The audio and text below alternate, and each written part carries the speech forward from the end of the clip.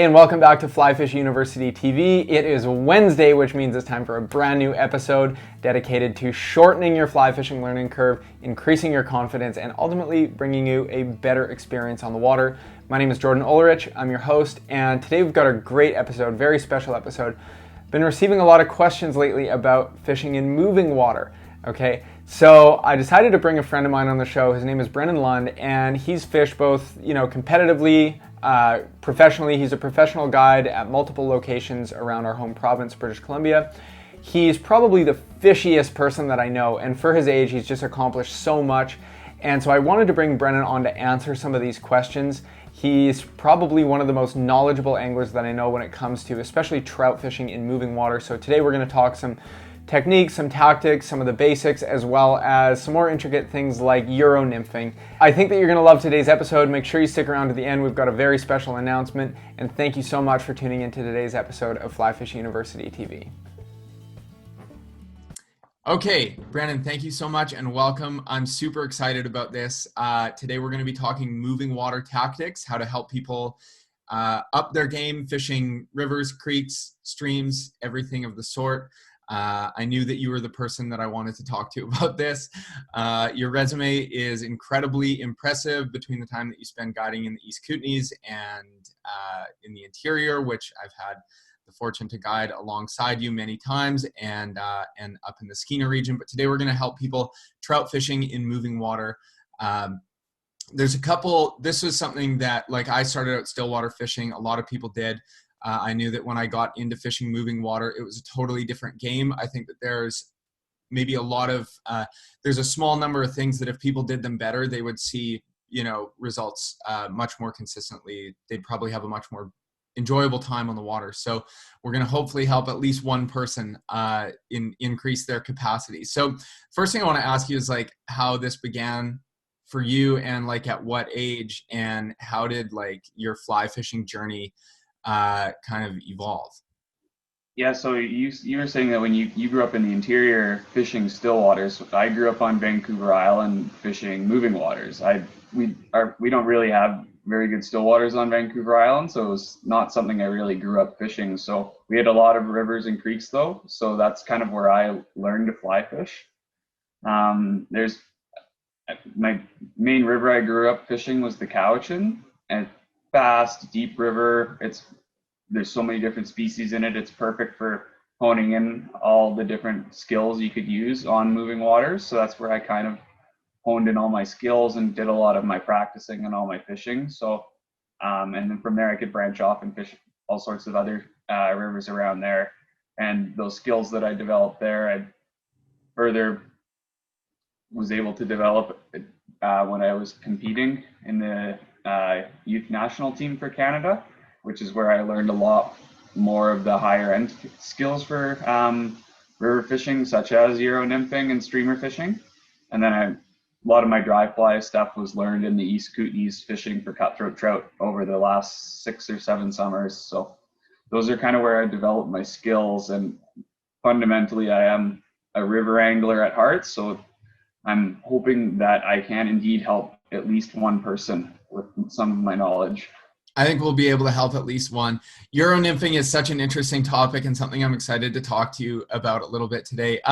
First thing I want to ask you is, what are kind of the top 3 places where people miss the mark? Like, what are 3 of the most common mistakes that you see people make when they're fishing moving waters, that if they could just kind of nail these 3 things down, they would see things really turn around for them really quickly? Nice. The top 3 things is, the number 1 is probably just being a fence post and never moving. In one given spot in a river, it's not like a lake where the fish are always coming to you at times. In the river, if you're not on the fish, then you are not on the fish, and you won't be. So it's really important to move around a lot. And I think people don't move enough, and that's a big fallback, I believe. 100%. So that's probably the number 1. The number 2 is when you reach the point where the fish are sitting, people often don't approach the water in a stealthy manner. So a lot of people scare away a lot of the fish which are close to the bank. A lot of the times the fish aren't very far out into the middle of the river. So the best thing you can do is not barge down the bank, step in the water and start casting. Like, you want to walk in slow. You want to really think about your approach to the river, and there might be a fish like 2 feet off the bank where you're about to step. So being a little bit slower in the approach is really important, I think. And often what you wear even too, like, you don't want the fish to see you. They're right next to you basically, so you got to be a little bit more stealthy. As for number 3, I think it would be for everything, Euro nymphing, streamer fishing, and dry fly, is people getting caught up on what fly they're using versus how they're presenting it, and how, like, the fly is the last thing that I think about when I'm river fishing. The most important part is to actually fish a fly in a way that is going to be the most productive for that stretch of river, given what the fish are doing. So if you could be in you can be in the right place and have the right fly, but if you're not fishing it properly, then it's going to seem like it's the wrong fly or something. It's far from true. It's always how you're using that fly that is going to be the deciding factor. Yeah, the fly. It's the same, the same thing with still water for the most part. One difference between still water and moving water being that moving water, fish have a much shorter window of time to examine what you are, you're offering them. I definitely think, would you say that's probably one of the biggest misconceptions, is that the fly is the ticket? And yeah, I think in a river, the fly is like, it's whizzing past them so fast. They have no time to really inspect it. So it's one of the least important things. However, sometimes dry fly fishing, it does seem like the fly can make a huge difference at times. So yeah, no, there's definitely times when fish will get keyed in, especially when the emergence is really prolific and you're dealing with thousands of other naturals. Do you have any other misconceptions that you think people fall into, other than just thinking that the fly is going to save them? The fishing's always better in the rain, and fish always live under a bridge. Bridges are pretty good, though. I want to ask you about reading water, because I think that reading water is, in my opinion, especially fishing moving water, the faster that you can make the unconscious decision to weed out unproductive pieces of water, the more time you're going to spend in areas where fish are going to live. And the more time you spend in areas where fish are going to live, where to fish, where not to fish. It's kind of a no-brainer. Routinely, time and again, the faster that you can weed out that water that's not going to hold fish, the better it's going to be. What are a couple of key points on reading water? Because I know that reading water is just something that took me a while to learn, but it's a really, really important, if not the most important aspect. Yeah, so reading water, it kind of it depends on the species a little bit, but for the most part, you can divide the river into little sections. So you might have a pocket water stretch where it's a lot of boulders, definitely a steeper gradient where we're going to have a lot of little pockets that the fish are going to be sitting in, and either they're going to usually be in one of 4 places, whether it's on either side of a rock, in front of a rock, or behind it. A really big thing that I see, especially when I'm guiding, is I'll say, look at that boulder right there. I'm going to get you to cast behind the boulder. So when water moves around a boulder, directly behind it, the current usually pulls back to the boulder. The fish almost never sit in there. Then there's going to be a really turbulent spot, and then everything's going to start to flow again in the proper direction, and that's where the fish are going to be. So I constantly remind people, I'm like, okay, you're going to cast behind that rock, but you're not going to put it right behind it. You're going to cast in most rivers, like, that sweet spot is kind of going to be 20 to 30 feet below that boulder, and that's where those fish are going to start to sit again. So I constantly remind people that, and always people just still throw it right behind the rock, and they're not usually there. Every now and then. And most situations, though, you're going to be looking at like the head of the run, the gut, and then the tail out. So when you approach a stretch of river such as that's probably the most common form you're going to find. I always approach from the back so the fish don't see me. You're also going to want to think about the sun and how your shadow is being put against the water. And if you can, across the river if your shadow is going to be spread out across the water. So the fish will see that. They'll see you walking. They'll see you casting. So typically when the fish are resting, they're going to be in the tail out. The majority of the fish are typically going to be in the gut or just at the very bottom of the head of the run looking for the insects, and then often move right up into the head during a hatch, or they'll slide back into the tail out to feed on a hatch as well, where the current is a lot more smooth and it's easier for them to swim. So based on what you can observe around you, you can kind of work your way up the run. Obviously, if there's a bit of a bubble line or something like that, or a feature in the run, you know that that's an area to really focus on.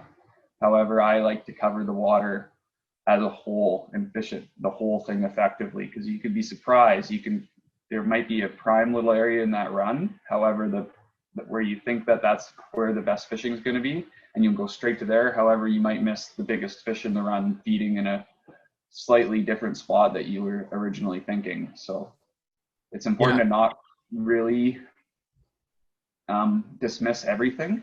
However, you should definitely dismiss the spots where there's obviously no fish, and that's what I mean about don't being a fence post. Like, you got to move.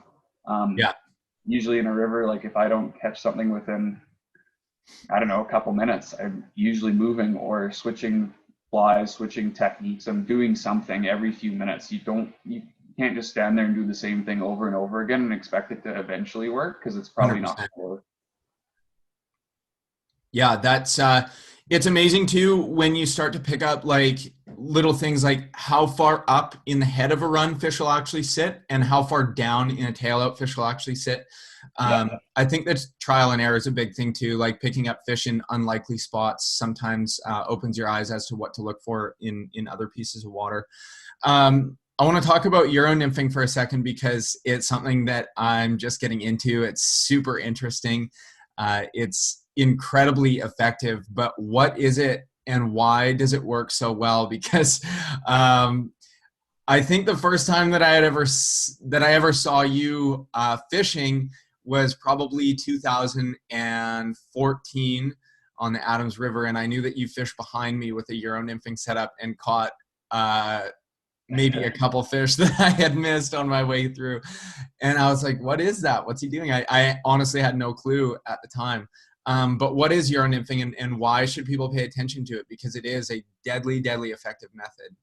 So pretty much Euro nymphing, you're giving them exactly what they want. So the whole idea about Euro nymphing is you're fishing a long rod, very light. It's got a very sensitive tip, and then the back end of the rod is a lot more stiff. So the tip of the rod is what does the flexing. The leader is long. You're not actually making a cast per se, it's more of like a flicking motion to get the fly into the direction you want. And then throughout the entire drift downstream, your fly is really heavy, tied with tungsten bead, typically on a jig hook, to keep the hook point riding up. And the whole time you're doing your drift, the connection is tight between the rod tip and your fly, so you can feel exactly what's going on. You can control the depth, the exact within the inch, basically. The leader is made up of a colored section called your sighter, and then a tippet. The tippet I usually make 5 to 7 feet long. Depends basically on the size of the river you're fishing and how deep you're going to be fishing your fly. So you know if your sighter is on the surface of the water and the angle of the sighter is straight up and down, typically when you're Euro nymphing, you're not fishing very far away from you. It becomes less and less effective the further you try and fish. It's always best to try and fish close to you. So if your sighter is on the water, like say here, going along, and it's right on the surface, you know that fly is 5 feet down. If your tip is 5 feet. So you can be in control the whole way as you're high sticking this. And you feel everything, you feel every rock, you feel every fish. It's extremely effective, and everything is so controlled. You can put it into very precise spots and really feel your way along through the river and really grit it up, and it's highly effective. Yeah, it was something that I think I just had a lot of uncertainty around, that it was so hard for me to get away from, things that I was used to fishing. And then when I saw the effectiveness of Euro nymphing, it's amazing. Just the precision at which you maintain that connection to the fly, and the speed and the time window is so short between when a fish grabs the fly and when you feel it through the end of the Yeah. rod. But I do think that Euro nymphing is just a crazy, crazy fun, very, very enjoyable way to fish. Something that I'm going to dedicate myself to it in 2021. That's good. I think Euro nymphing, it's something that's really easy to be okay at. And then you got to really put in the time and effort to really learn the skills to become truly, really good at it. For sure. No, if you could give just a really, really quick overview of what your setup, like your rod, typical like rod length and weight would be for Euro nymphing. Yeah, so I have a 10-foot 3-weight with the lightest weight reel I could possibly find, because the weight of your reel can affect the action of your rod. So I want a lighter reel to make the rod a little bit faster action and be a little bit more responsive. I have backing on my reel, and then I have 100 feet of blue strand. I don't even have fly line. Nice. I learned that the Euro nymphing fly line, it's so thin because it's basically just there to be competition legal. Sure. And I don't compete anymore, so there's no point in me buying a fly line. Right. Just a level fly line anyways, and they're so thin that the coating wears away extremely quickly, no matter which one you use. So it's like you're burning through so many lines all the time. So I just decided to say, screw it. So I just use like 150 feet probably of blue strand, like 10 pound. It's super bright. It's really easy to see. And then that's my main line. And it's got a bit of stiffness to it as well, which I like. Then I usually run about 20 feet of either Hannock or Rio, the bicolor indicator, which is the colored tippet material. Sure. I'll run about 20 feet of that. And then I like to run about 1 foot of clear mono, and then another foot of the bicolor indicator. And then I'll use a tippet ring, and then I'll put my tippet on. Because that way I have, like, let's say 5 feet of tippet, and then that 1 foot of cider. If that cider is on the surface of the water, I know my fly is 5 feet down. Sure. Let's say I want to add 2 feet. Sink the cider, sink that clear monofilament, and you're down another 2 feet. So now you're at 7 feet. And I'm gonna have to write this one down in my books. I like that little spacer too. It was a leader setup shown to me by my friend Andy Larkin, who taught me a lot about competition fishing. And that's what he taught me to fish with. And that cider really helps you pick up that little 1 foot cider as you're fishing. So it adds a nice little bit of contrast so you can really see things easily. Wow, that's genius. The 1 foot of clear mono and the 1 foot of cider. It helps out a lot. It's a couple extra knots in your system, but I tend to do it every time just because it helps me out a lot. Often if I'm fishing for bigger fish, like on the Adams or something, I'll skip that steps just so I have less knots. Sure. And it's more barbaric Euro nymphing on the Adams anyways, because the fly is so heavy. Like, Euro egging. The sloppiest technique in the whole world. So yeah. But that's kind of the typical leader setup I like to run. And then the tippet's usually 5x, 4x sometimes, but typically 5x or 6x down to the fly. And then either a clinch knot, or if I'm fishing a really small fly, I might use a Davy knot to keep the knot a little bit smaller to reduce the bulk so it sinks faster. Wow, super, super interesting and very, very valuable. That, like I said, Euro nymphing is just, it's such an interesting thing. It's so neat and definitely just a very, very precise game. What about dry fly fishing? Everybody really enjoys dry fly fishing, but I think that there's a small percentage of anglers that catch a very high percentage of the fish on any given day. Dry fly, it's by far the most enjoyable. Oh, 100%. I mean, especially in clear water. What are a couple key points, some areas that maybe people miss the mark fishing, actually fishing on the surface? So the biggest thing that I see that just kills me inside is just leaders that are too short and way too heavy. Especially try to fish really small flies. It just breaks my heart a little bit every time I see it. Yeah. So I always try and fish leaders that are a little bit longer and a little bit lighter than the average person would fish. That's just what I like. I like that a little bit more of a delicate approach. Do you think that makes a difference in pressured fisheries where fish are seeing a lot of boats and a lot of flies? Oh yeah, by far. It definitely makes a huge difference.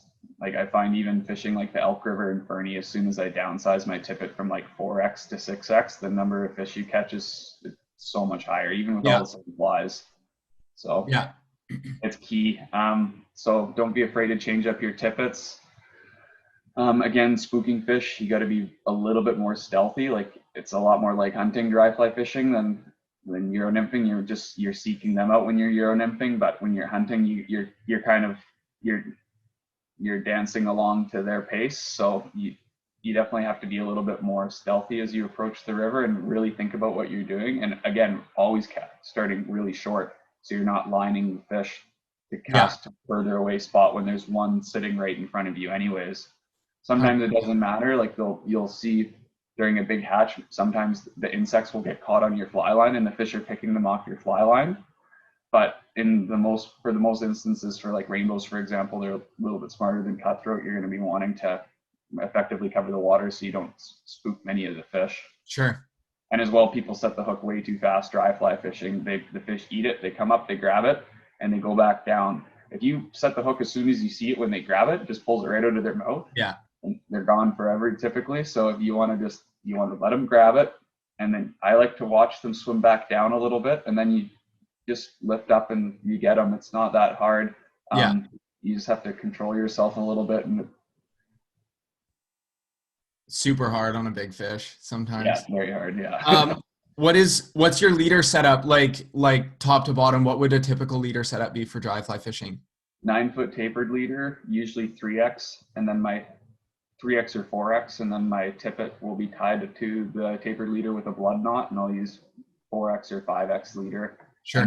Or tippet, sorry, and usually run, I don't know, 2 to 3 feet of that. And then my fly, obviously heavier tippet for a bigger fly, and then lighter tippet for a smaller fly. Yeah.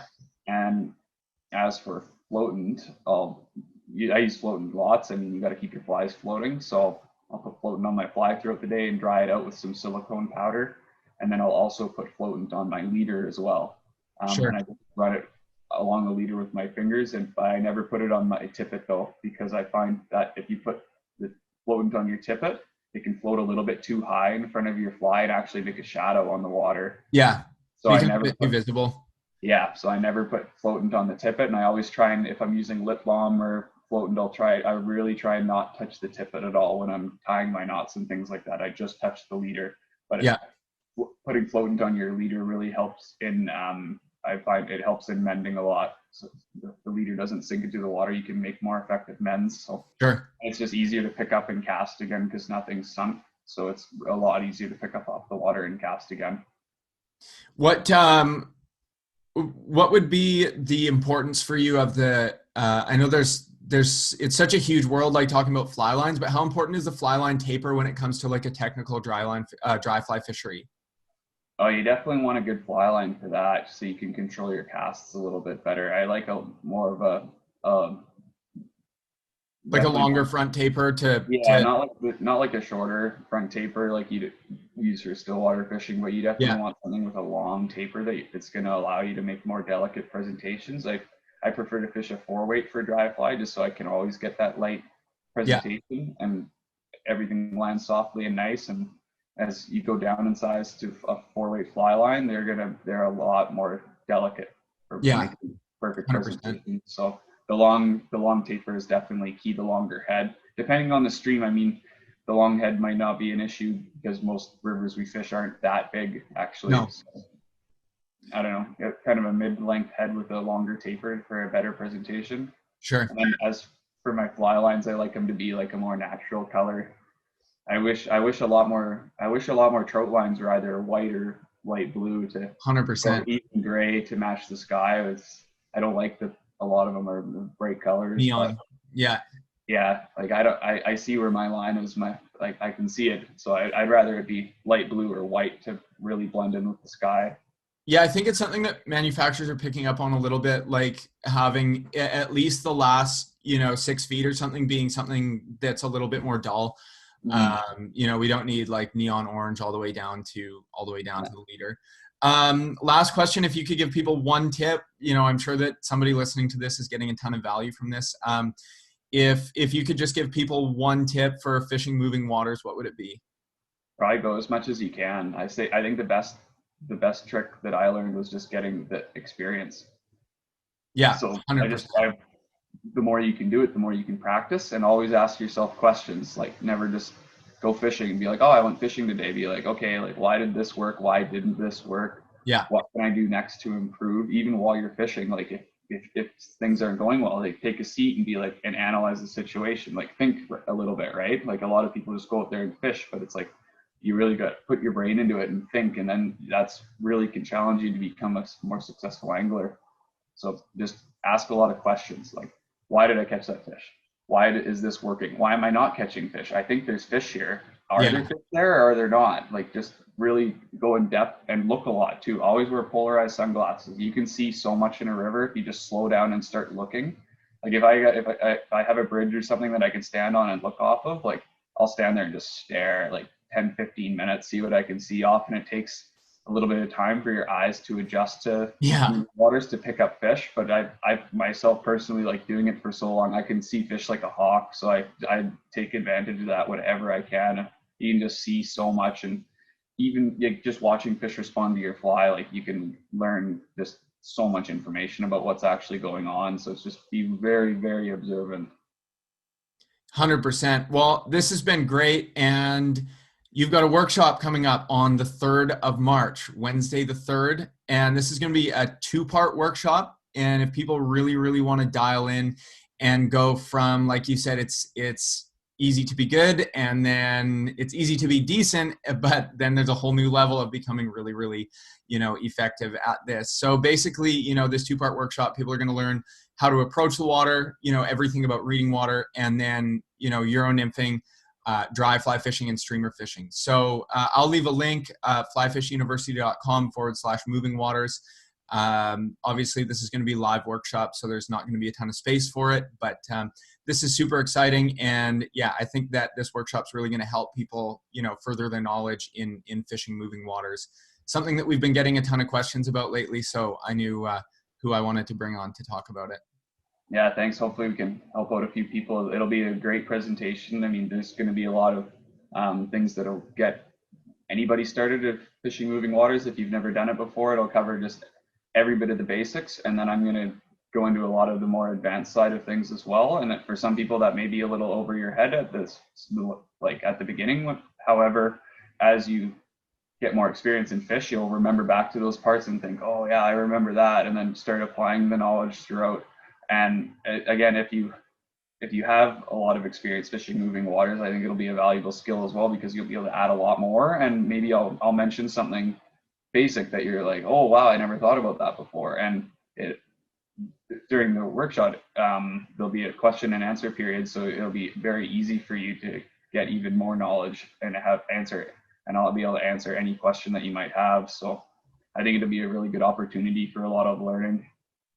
And the nice thing with virtual workshops is that, once you leave the classroom, you don't have to try to remember everything. You can just go back and watch your recordings as many times as you want, which is super, super nice. Exactly. Awesome, man. Well, thank you so much. I know that you were up late ice fishing last night, so I'll let you get back to bed. I'm going to get my daughter off to preschool. Awesome. Sounds good. Thanks, Jordan. Awesome, man. Thank you so much. So I hope that you loved today's episode. Brennan is absolutely just one of the best anglers that I know, and for his age has accomplished so much. It's truly incredible. One of the best fly fishing minds that I know. He's so smart and really just a very, very fishy person. So if you want to learn more from Brennan, if you want to go deeper on these topics of moving waters, he's going to have a 2-night workshop coming up. It's starting March 3rd and 4th. This is going to be totally live in a virtual classroom. The first night, you're going to go over some tactics on approaching moving waters, how to understand where trout live, how to understand how to read water, so that you're going to spend more time actually fishing productive areas and less time fishing areas where fish don't like to live. Okay, and then on that same night, you're going to go over some tactics for Euro nymphing. Now, Euro nymphing is an incredibly productive method on moving waters, especially fishing subsurface presentations when fish are not moving to the dry fly. The second night, you're going to go all over dry fly fishing and streamer fishing. Okay, so fishing the dry, understanding your leader setup, understanding just how crucial it is to know your equipment inside and out, but also the mechanics, the procedure and the techniques. And streamer fishing, I mean, there's nothing more fun than feeling your fly line come tight on a big predator species on the other end that just crushed a fly the size of a small bird. So if you want to learn more, you want to register for this workshop, I would do it soon because we're going to have limited space available. You can go to flyfishuniversity.com/moving waters, all one word. I will leave a link down below, and we hope to see you at the Moving Water Tactics workshop.